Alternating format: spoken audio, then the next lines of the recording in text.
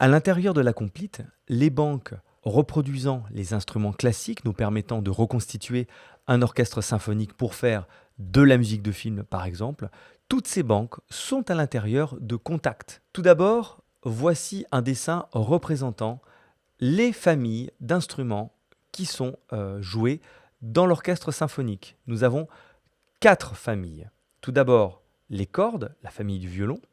Ensuite, derrière, les bois, qui regroupent les clarinettes, les bassons, les flûtes et les hautbois.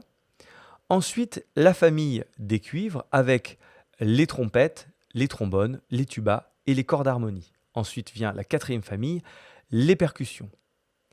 La première famille qui est tout devant, ce sont les cordes, avec par ordre du plus aigu au plus grave. Tout d'abord, les violons qui sont situés tout à gauche de l'instrument, avec séparés en deux, avec la section des premiers violons qui vont jouer les notes les plus aiguës, avec en dessous les seconds violons. Plus grave que les violons, nous avons les altos, ou viola en anglais. En continuant dans le grave, nous avons la famille des violoncelles. Et pour terminer, les plus graves de la famille des contrebasses. À l'intérieur de Contact, nous retrouverons tous ces instruments dans la banque String Ensemble Symphony Essentials.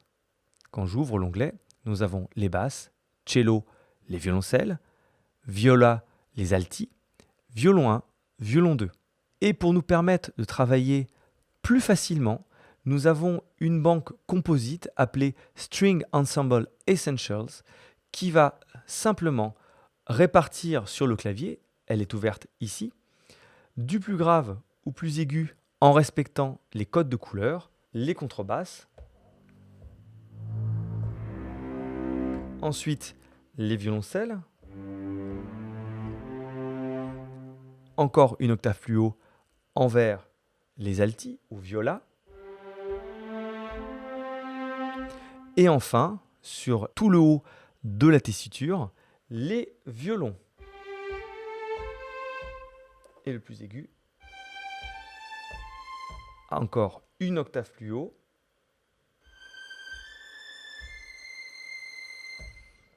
Cette banque nous permet de répartir équitablement la tessiture de chacun des instruments. La tessiture de l'instrument, c'est sa capacité du plus grave au plus aigu.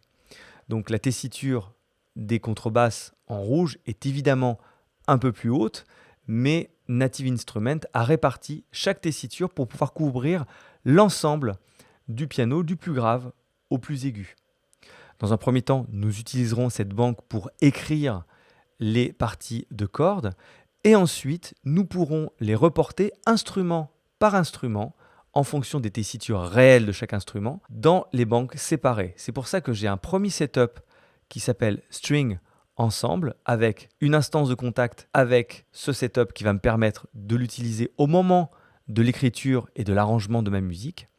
Ensuite, pour l'orchestration, je prendrai chaque élément, les parties les plus aiguës avec une instance de Contact avec violon 1, la partie intermédiaire juste en dessous, ce sera violon 2, la partie encore en dessous, bien entendu, ce seront les altis, je vais fermer les banques, et pour terminer, les violoncelles et les contrebasses. Comme ça, j'ai un choix complet de la répartition de chacun des instruments et sur la table de mixage de mon séquenceur, ici c'est live mais bien entendu on peut le faire dans n'importe quel séquenceur du marché, j'ai utilisé le panoramique, la répartition dans la stéréo pour placer les violons 1 les plus à gauche, un peu plus au milieu les violons 2, au centre les altis, un peu plus à droite les violoncelles et encore une fois complètement à droite les contrebasses, exactement comme la répartition à l'intérieur de l'orchestre classique.